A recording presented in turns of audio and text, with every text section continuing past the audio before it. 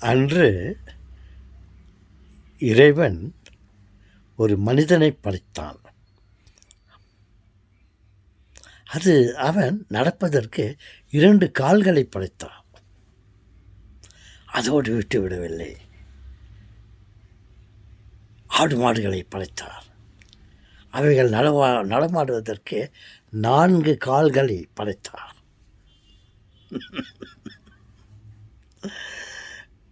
மனிதன் என்னப்பா செய்தான் தெரியுமா? ஓ அப்பா, நீங்கள் அப்படி பண்ணீங்களா, நான் இப்படி பண்ணுகிறேன் என்று ஒரு 2 வீலரை, ஒரு ஸ்கூட்டரை படைத்தான். மனிதனுக்கு 2 கால்களை அவர் படைத்தார் அல்லவா? இவன் இந்த ஸ்கூட்டரை படைத்துவிட்டு இந்த ஸ்கூட்டர் நடமாடுவதற்கு, ஓடுவதற்கு 2 சக்கரங்களை படைத்து விட்டான். மனிதனுக்கு 2 கால்களை படைத்தீர்களா இறைவா? நான் ஒரு ஸ்கூட்டரை உருவாக்கி அது நடமாட 2 வீல்களை, சக்கரங்களை படைத்து விடுகிறேன். அதே போல் ஒரு மாடு, ஆடு இவைகளை படைத்துவிட்டு அவைகள் நடமாடுவதற்கு 4 கால்களை நீர் படைத்தார் அல்லவா? நான் ஒரு வாகனத்தை, ஒரு கார், லாரி, ஒரு பெரிய பெரிய வாகனத்தை பண்ணிவிட்டு அவைகள் நடமாடுவதற்கு 4 வீல்களை படைத்து விட்டான். எப்படி ஆடு மாடுகளுக்கு 4 கால்களை படைத்தாரோ அதே போல் ஒரு வாகனத்தை படைத்து அவைகளுக்கு 4 வீல்களை, சக்கரங்களை படைத்து விட்டான். என்ன போட்டி! இறைவன் மனிதனை படைத்தான். மனிதன்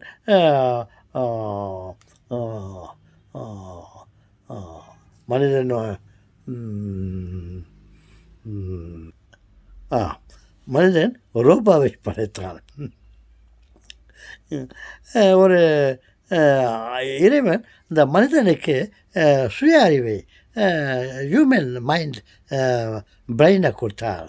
இவன் என்ன பண்ணான், இந்த ரோபாவை பண்ணிவிட்டு அதுக்கு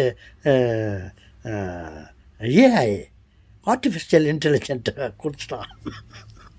இவன் சும்மா இருக்க மாட்டேங்கிறான்னு அப்படி என்று அவர் யோசித்து கொண்டிருக்கிறார். அவர் யோசித்து கொண்டு நம்ம மீது கோபப்படவில்லை. நான் செய்வதைப் போல நீயும் ஏதாவது செய். நான் இயற்கையை படைத்தால் நீ செயற்கையை படு.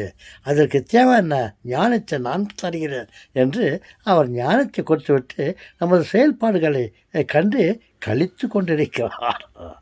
சந்தோஷப்பட்டு கொண்டிருக்கிறார். என் மகனை பாருங்கள், என்ன என்ன வெற்றையெல்லாம் செய்து கொண்டிருக்கிறான் என்று அவர் சந்தோஷப்பட்டு கொண்டிருக்கிறார்.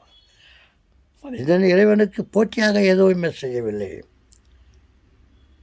அவர் கொடுத்த ஞானத்தை பயன்படுத்தி 2 கால்களுக்கு நான் 2 வீல்களை படைக்கிறேன். 4 கால்களுக்கு மாடு, ஆடு இவைகளுக்கு 4 கால்கள் இருக்கிறதுனாவா நான் ஒரு காரை படைத்துவிட்டு அதற்கு 4 சக்கரங்களை படைத்து அந்த ஆடு மாடுகள் போவதைப் போல இந்த காரம் போவதற்கு 4 சக்கரங்களை படைத்தான். அதே போலத்தான் ரோபோ மனிதனைப் போலவே அந்த ரோபோவை உருவாக்கினான்.